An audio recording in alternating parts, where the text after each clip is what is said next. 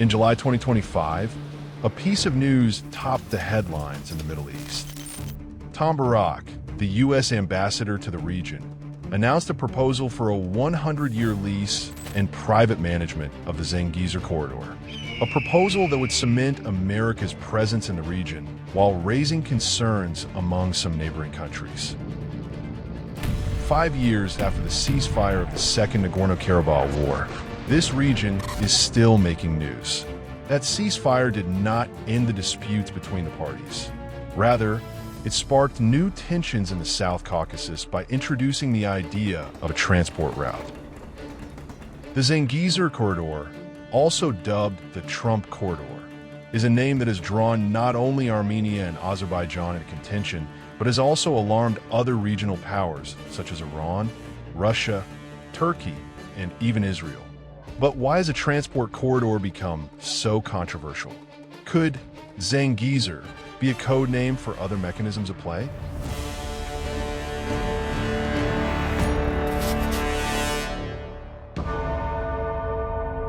Zangezur, a borderland with Iran and once an important station along the railway of the former Soviet Union, has now become a symbol of geopolitical deadlock. In 1868, it was officially recognized by the Russian Empire.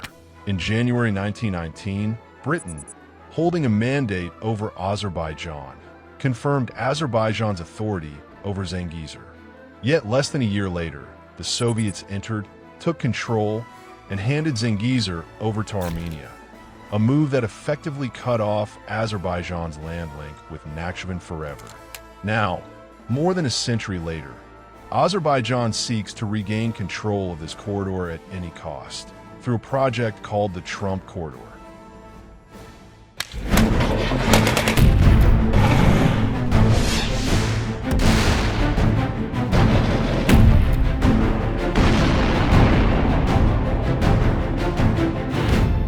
After the 45-day war of 2020 between Azerbaijan and Armenia, both sides agreed to establish transit routes between them.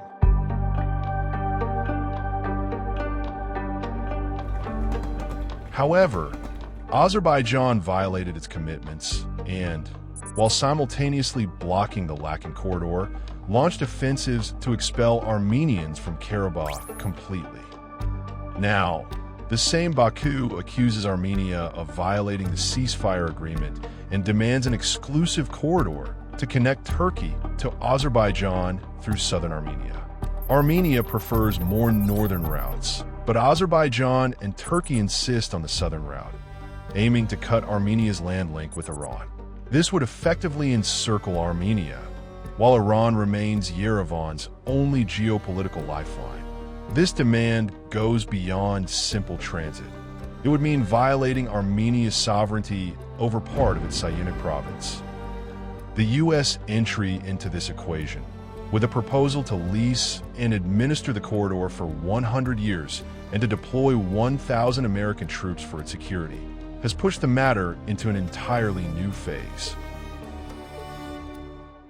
Երբ գիշերն է իջնում սահմանին, մոտենում է հանկարծ թշնամին, դու ես։ In reality, Armenia's government cannot guarantee its security alone without the support of a major power, which is why it prefers at least to prevent Azerbaijan from seizing its territory through U.S. involvement. Recently, Russia's role in ensuring peace and security between Azerbaijan and Armenia has gradually diminished. Its failure to intervene during Azerbaijan's recapture of Karabakh and the mass displacement of 100,000 Armenians has led to Armenian disillusionment and a westward shift. Meanwhile, Aliyev's government has deliberately pursued a provocative policy against Russia, escalating tensions with Moscow into diplomatic confrontation. His goal is clear: the complete removal of Russia from the Caucasus. Russia is not the only country harmed by the construction of this corridor.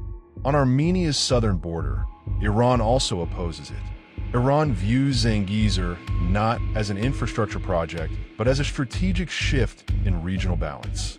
If built, the corridor would seriously challenge Iran's connection with Armenia, and beyond that, with Europe and Russia. This would make Iran heavily dependent on Turkey and its ally Azerbaijan for its trade with Europe. Furthermore, the presence of 1,000 American security personnel near Iran's northwestern borders, even under the cover of a private company, has rung alarm bells in Tehran. The Iranian government sees this corridor not merely as a transit plan, but as a U.S.-NATO design to encircle Iran. For this reason, Tehran is seeking alternatives such as the Lease corridor. But Iran's concerns do not end there. The Trump corridor is also supported by Israel, a country thousands of kilometers away from the South Caucasus and with no apparent role in the corridor's economic calculations. So why is Israel so focused on the Caucasus? The Aliyev government maintains close military and economic ties with Tel Aviv, to the extent that during Israel's 12-day war against Iran, reports emerged that Tel Aviv used Azerbaijani airspace to strike Iran. For Israel, the corridor is a tool to strengthen cooperation with Azerbaijan and curb Iran's influence in the South Caucasus. Israel's strategic partnership with Azerbaijan enables it to establish a security foothold close to Iran's northern borders. Meanwhile, the Zangezur Corridor would open a new trade route between Central Asia and Europe via Turkey, reducing the region's dependence on Russia, China, and Iran. Yet, despite strong backing from Turkey, Israel, and the U.S., the corridor's implementation remains uncertain. On one side, there is the possibility of Iranian military intervention to prevent Armenia's southern border from being severed. On the other, Russia might step in if it sees NATO's southward expansion as a threat, alongside its exclusion from energy and trade routes to Europe and its access to the south. Many analysts believe that cutting Armenia's southern link and uniting its east and west would, in effect, mark the beginning of Armenia's end, paving the way for Baku's future efforts to seize Armenia after weakening its political and economic power. This prospect has raised serious concerns within the European Union. We must wait and see what news emerges in the coming days about this corridor. Could the Zangezur or Trump corridor play a role similar to the Danzig corridor, which in the prelude to World War II fueled tensions and ultimately war? Time will tell.